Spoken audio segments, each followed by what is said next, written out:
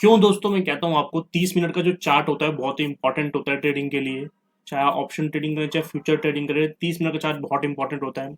और आज के मार्केट का आपको पता ही है किस तरीके से मार्केट ताश के पत्तों की तरह बह गया और बिल्कुल भी उसके अंदर रिकवरी नहीं आई और गिरता ही गया गिरता ही गया गिरता ही गया और एंड में थोड़ी बहुत रिकवरी आई।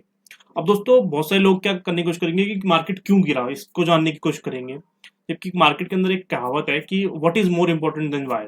जो हुआ है वो इम्पोर्टेंट है, ना कि ये इम्पोर्टेंट है कि वो क्यों हुआ है। इससे आपको कोई मैटर नहीं करता।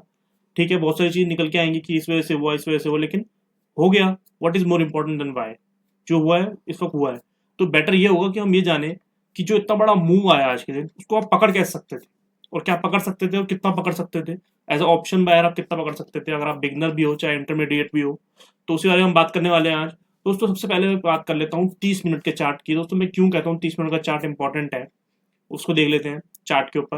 अब दोस्तों ये देखो मार्केट आज ओपन कहाँ पे हुआ, सबसे बड़ी बात ये है कि मार्केट आज ओपन हुआ 22,764 रुपए के राउंड, 100 पॉइंट ऊपर ऑलमोस्ट मार्केट ओपन हुआ था। उसके बाद मार्केट अगर आप देखोगे मार्केट का प्राइस एक्शन का बिहेवियर को अगर समझते हो तो मार्केट थोड़ा सा ऊपर जाने की कोशिश कर रहा था।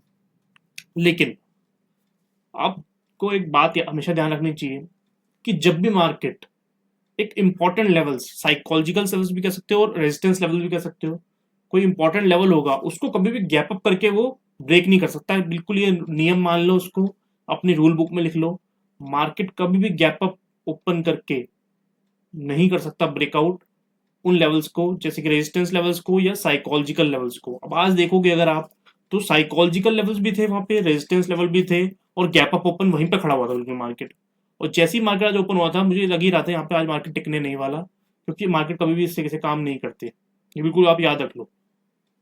अब कैसे इसको मैं समझाता हूँ आपको किस तरह से मैं कह रहा हूँ। अब आप 30 मिनट का चार्ट निकालो।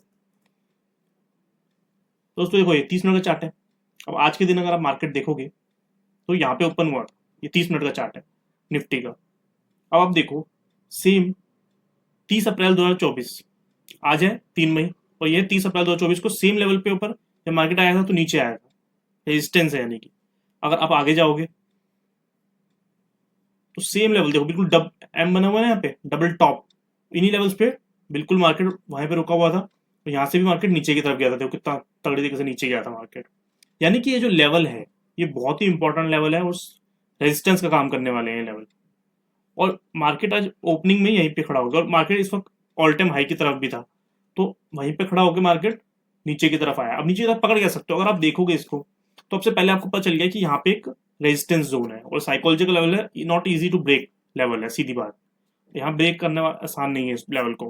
ठीक है, तो अब आप क्या करते हो, अगर आप 5 मिनट का चार्ट देखते हो, सिंपल, कोई इसमें ज्यादा दिमाग नहीं लड़ाना, 5 मिनट का चार्ट देखते हो आपको पता है कि ये इंपॉर्टेंट लेवल है, रेजिस्टेंस लेवल है, इतनी इजिली ब्रेक नहीं होगा। और अगर प्राइस का बिहेवियर भी देखे हो तो देखो, अगर ग्रीन कैंडल भी देख रहे हो आप तो छोटी छोटी बनी, कोई इतना बड़ी मूवमेंट नहीं आई। उसके बाद एक तो कैंडल क्या बनती है दोस्तों, कैंडल्स बहुत इंपॉर्टेंट होती है। कैंडल्स आपको बेसिकली क्या बताती हैं कि पूरे दिन क्या हो सकता है, आपको कैंडल बताती है। बहुत सारे लोग कैंडल को इग्नोर करते हैं, लेकिन कैंडल को आपको इग्नोर नहीं करना। आप क्लियरली देखो, आपको दिखाता हूँ, क्लियरली देखो आप, 3 कैंडल बनी ग्रीन, इतना बड़ा गैप अप के बाद।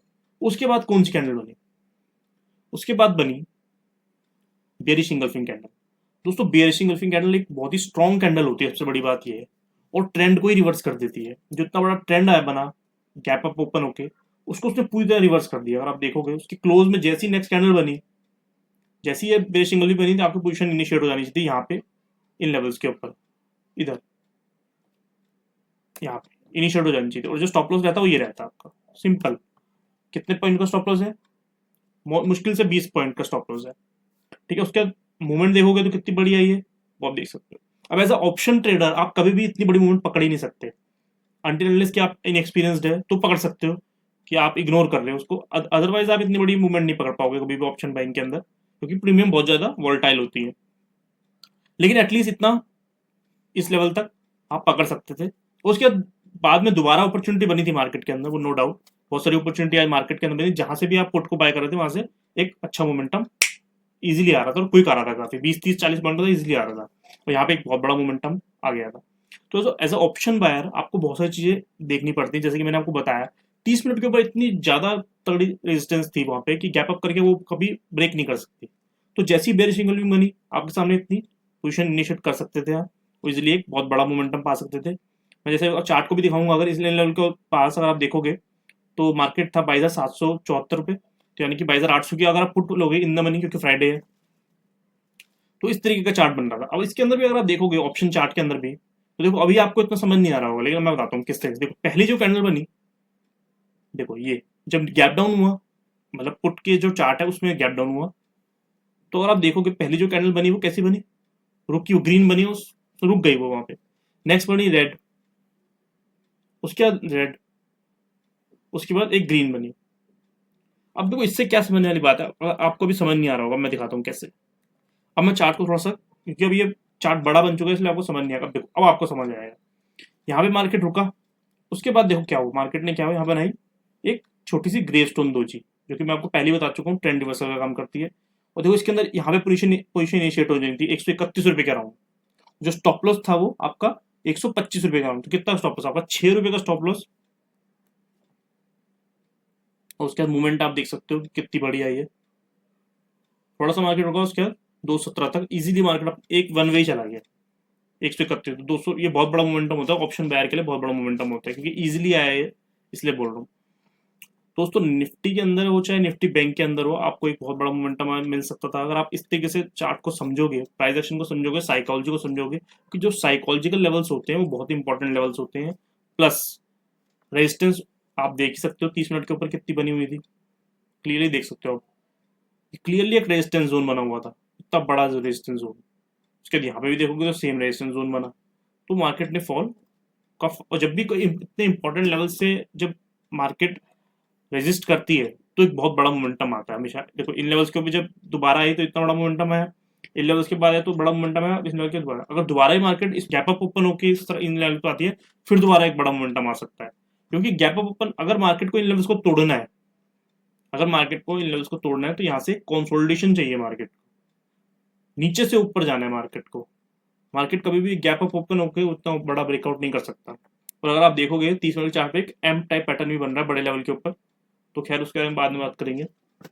अब एक चीज और, बड़ा मोमेंटम और देखो 30 मिनट का चार्ट है और देखो इस पे क्लियरली आप देख सकते हो कि इसने एक ट्रेंड लाइन को ब्रेक कर दिया।